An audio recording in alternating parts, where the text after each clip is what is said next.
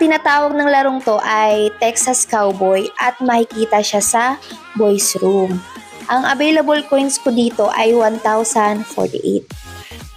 At tataya tayo ng 1K coins sa kulay blue na card.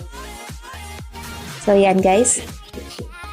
Ayun, nanalo tayo. Naging 2,048 yung coins natin. Nadagdagan ng 1K. Kung napapansin nyo guys, ito yung pattern ko ha. Pinakaunang pattern ko.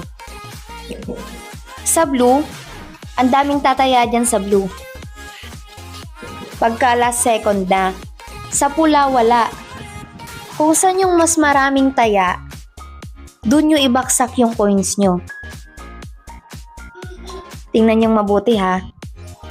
Kung saan yung mas maraming taya, dun nyo ibaksak yung coins nyo. Ayun, nanalo tayo guys. 3,048.